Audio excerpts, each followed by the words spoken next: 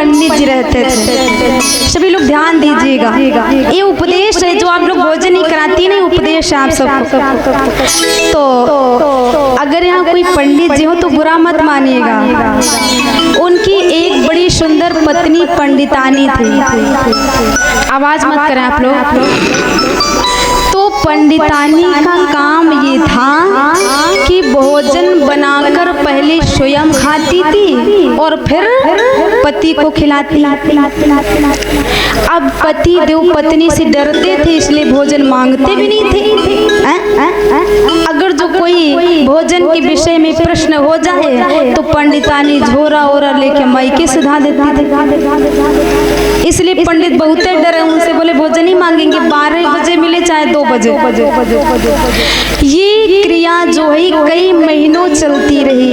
एक दिन हुआ क्या, पंडित के घर में कुछ रिश्तेदार आए तो पंडित बड़े खुश हो गए।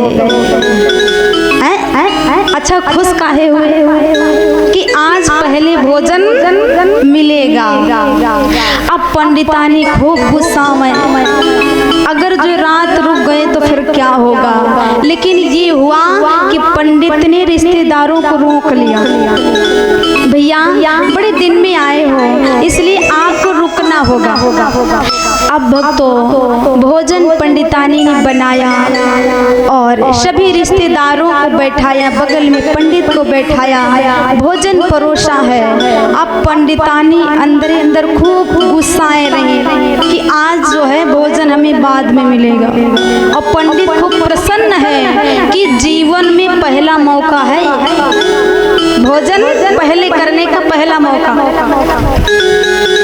तो अब भक्तों पंडितानी जो थी उनको अरहर की दाल बहुत पसंद थी और पंडित को भी पसंद है।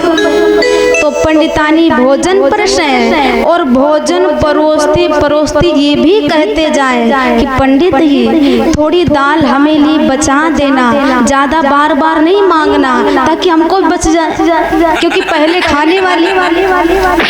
अब पंडित बोले अगर आजो का अवसर चूक गए तो जीवन में दोबारा पहला भोजन नहीं मिलेगा। अब पंडित बार बार दाल ही मांग रहे हैं। अब रिश्तेदारों के सामने पंडितानी कह भी नहीं सकती। अब हुआ क्या कि दाल हो गई खत्म। अब पंडितानी बोली अच्छा रात होने तो कल्याण नहीं आज पंडित के ऊपर।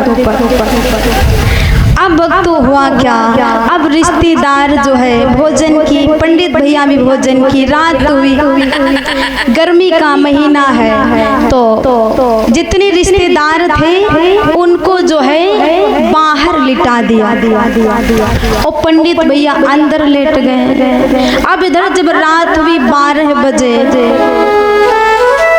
तो हुआ क्या, पंडित भैया कमरे में है, रिश्तेदार बाहर हैं। तो इधर रात हुई, जब मच्छर वच्छर लगने लगे, बाहर नाली वाली थे तो रिश्तेदारों ने सोचा कि चलो हम लोग अंदर लेट जाती हैं और पंडित जी बाहर लेट जाए, इनका तो घर ही है।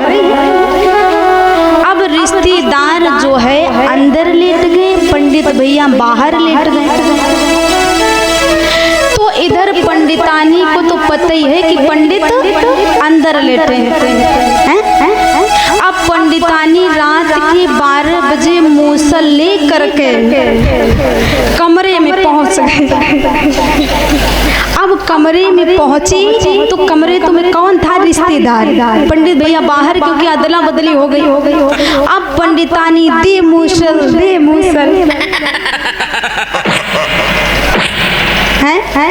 पंडितानी दे मूसल और खाओ अरहर की दाल। अब भक्तों जितने रिश्तेदार चिल्लाने लगे, चीखने लगे, अरे पंडितानी हमें छोड़ दीजिए।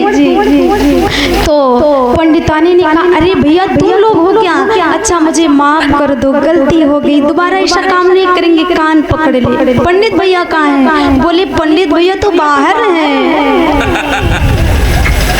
अब पंडितानी ने सोचा कि पंडित भैया तो अंदर लेटे थे। तो रिश्तेदारों ने विचार किया कि क्या पंडित की यही दशा रोज होती है।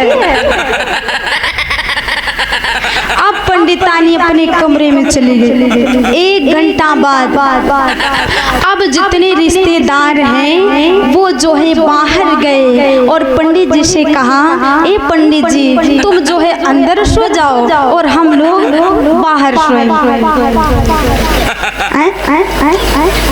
अब इधर पंडितानी को तो पता ही है पंडित बाहर पंडितानी को पता है कि पंडित भैया बाहर है, क्योंकि रिश्तेदारों ने पहले ही बता दिया। अब पंडितानी फिर मूसल लेके पहुंची, फिर दे मूसल और फिर वही रिश्तेदार मिल गए। आप भक्तों रिश्तेदारों ने कहा, आए महारानी जी हम पर कृपा करो। अरे पंडित भैया अंदर सो रहे हैं। पंडितानी ने कहा, अरे भैया गलती हो गई, माफ कर दो, हमने सोचा बाहर आप ही बताए थे। अब भक्तों यही क्रिया 2-4 बार हुई, अदला बदली की। अब धीरे धीरे सबेरा हुआ। जब सबेरा हुआ तो जितने रिश्तेदार थे, पंडित ने बताया कि दुर्दशा हुई रात में।